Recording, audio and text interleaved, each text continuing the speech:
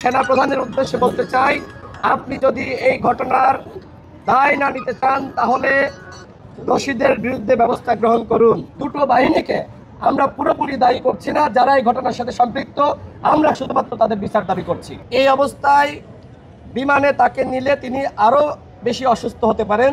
সেক্ষেত্রে আমরা আশা করি যে সপ্তাহখানেকের মধ্যেই নুরুল হক নূরকে দেশের বাইরে উন্নত চিকিৎসার জন্য পাঠানো হবে। আমাদের পক্ষ থেকে আমরা যেটি জানিয়েছি যে নুরুল হক নূরের যেহেতু ব্রেনে আঘাত করা হয়েছে, মাথায় আঘাত করা হয়েছে, সেক্ষেত্রে উন্নত চিকিৎসার জন্য সিঙ্গাপুরে যাতে পাঠানো হয় সেটি আমরা সরকারকে জানিয়েছি। আমাদের দলের আইনজীবীরা তারা ইতোমধ্যে মামলার অভিযোগপত্র তারা রেডি করেছেন।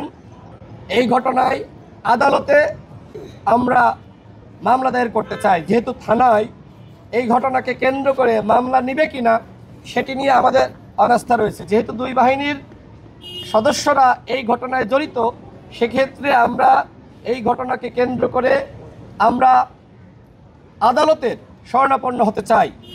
ইতোমধ্যে সরকারের পক্ষ থেকে এক সদস্য বিশিষ্ট একটি বিচার বিভাগীয় তদন্ত কমিটি গঠন করেছে। আমরা এই কমিটির উপরেও আস্থা রাখতে চাই। জনাব আসিফ নজরুল আমাদেরকে যেটি জানিয়েছেন যে 15 কার্যদিবসের মধ্যেই তদন্ত করে যারা এই ঘটনার সাথে জড়িত তাদের বিরুদ্ধে ব্যবস্থা নেবেন। আমাদের কাছে সিসিটিভি ফুটেজ রয়েছে, যারা ঘটনায় সম্পৃক্ত তাদের চেহারা স্পষ্ট। সুতরাং সেনা প্রধানের উদ্দেশ্যে বলতে চাই, আপনি যদি এই ঘটনার দায় না নিতে চান তাহলে দোষীদের বিরুদ্ধে ব্যবস্থা গ্রহণ করুন।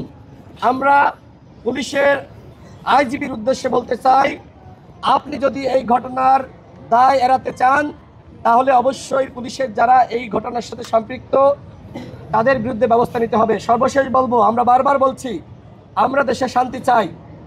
আমরা চাই এই দেশকে মাননীয় প্রধান উপদেষ্টা এগিয়ে নিয়ে যাক, কিন্তু এই ঘটনার অবশ্যই প্রতিকার হতে হবে। আমরা বারবার বলছি এই ঘটনাকে কেন্দ্র করে আমরা কোনোভাবেই পুরো সেনাবাহিনী এবং পুরো পুলিশ বাহিনীকে দোষারোপ করছি না। সেনাবাহিনী এবং পুলিশের মধ্যে অনেকে আমাদেরকে ভালোবাসে, অনেকে আমাদের সাথে যোগাযোগ করেছে।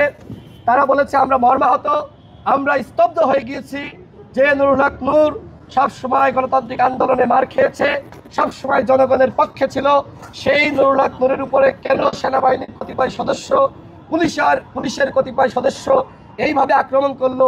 এই প্রশ্ন কিন্তু সেনাবাহিনীর এবং পুলিশ বাহিনীর অনেক সদস্যের, তারা আমাদেরকে ফোন করে আমাদের সাথে যোগাযোগ করে তারা কিন্তু সহমর্মিতা প্রকাশ করেছে। সুতরাং দুটো বাহিনীকে আমরা পুরোপুরি দায়ী করছি না, যারা এই ঘটনার সাথে সম্পৃক্ত আমরা শুধুমাত্র তাদের বিচার দাবি করছি।